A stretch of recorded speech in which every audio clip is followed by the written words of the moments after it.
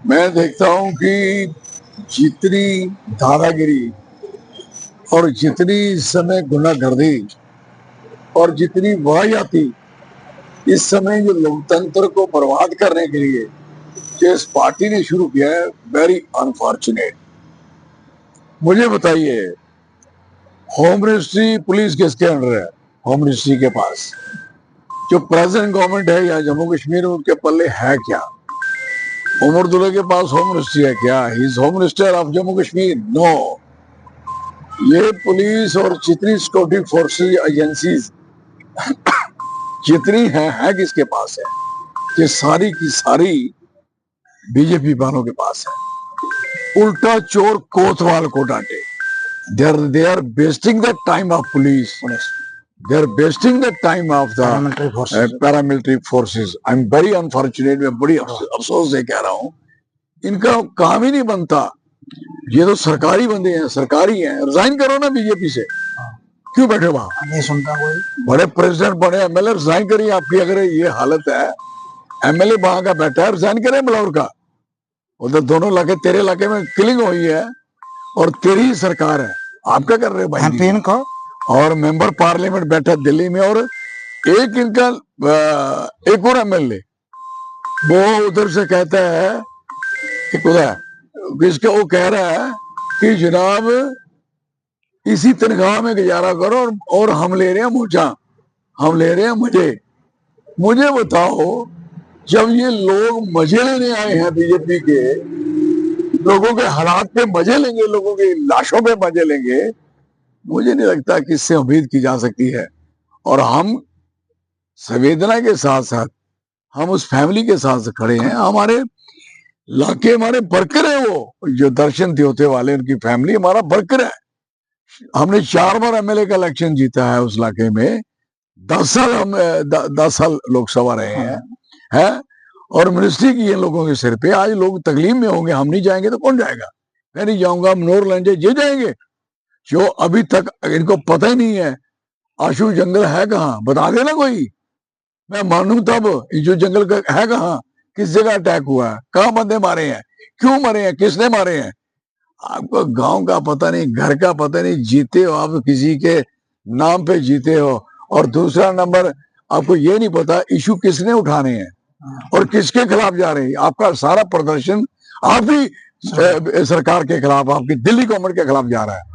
और ये हमें करना था, ये कर रहे हैं, बड़ी अच्छी बात है, लेकिन ये रिजाइन कर दें, बेटर है, और हमें रोक दें।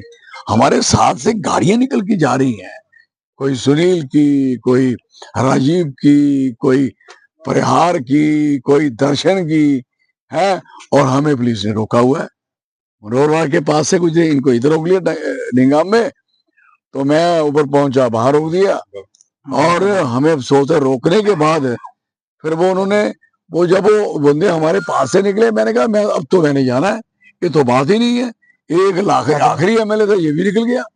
फिर हम उतर गए और गाड़ियां हमारी फिर नहीं चलने दी। फिर मैं गाड़ियां छोड़ दी, पैदल चलना शुरू कर दिया। फिर एसपी आगे सारे रोक लिया। फिर हम पैदल, हमने गाड़ी पाऊंगी जाएंगे वहां। सारी पुलिस लगा के हमें जाके रामकोट पुलिस स्टेशन में ले गए, वहां बैठा दिया। वहां बैठ के मैंने कहा पर्चा लगाओ। अभी तक मैं कह रहा पर्चा लगाओ ना भाई साहब, क्यों बिठाया है यहाँ? पर्चा नहीं लगाएंगे तो रखा किस लिए? किसकी सिक्योरिटी किसकी खराब कर रहे हैं हम? किसका इमेज खराब करने जा रहे हैं? हम तो उन बच्चों के जो बेचारे जिनके हालात, जिनके घर के हालात खराब हुए हैं, हम तो ये डिमांड कर रहे हैं कि 10-10 लाख रुपया एक एक परिवार को मिले और एक एक घर को नौकरी मिले। हमारी डिमांड है, दिस इज वेरी क्लियर। और दे कौन? होम मिनिस्ट्री सरकार, उनकी बंदे, उन्होंने उनकी वजह से मरे, उनकी नलायकी से मरे हैं।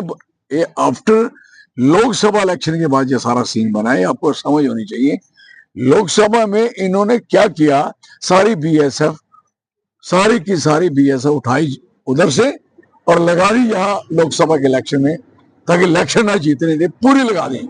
वहां रख दिए नाई, बाल काटने वाले, वो रखे थे बेचारे, और तो भी वो वहां रक्षा करेंगे और ये हमारी लोकसभा की तबाही करेंगे। हुआ क्या, उसके बाद जो ही इलेक्शन खत्म हुआ तो बंदे आगे थे। अब पहला अटैक ये एसपीओ पे हो गया, आपको पता है। दूसरे 4 फौजी भी मार दिए, तीसरा अटैक भद्रावा में, चौथा अटैक मारा। मतलब हालत इतनी खराब हो गई।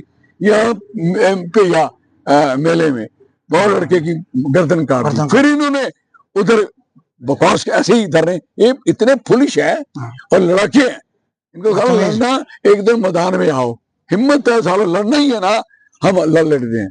जलील लोग हो, लड़ना चाहते हो लाठी से लड़ना है, मुक्के से लड़ना है, दिमाग से लड़ना है, दलील से लड़ना, आइए मैदान में। और ये बकवासनामा बंद करिए कि आप लोगों को डरा के वो एमएलए गया, रात को उसके गलमा पकड़ लिया। हमारा तो है नहीं, लेकिन सवाल है व्हाट इज नॉनसेंस।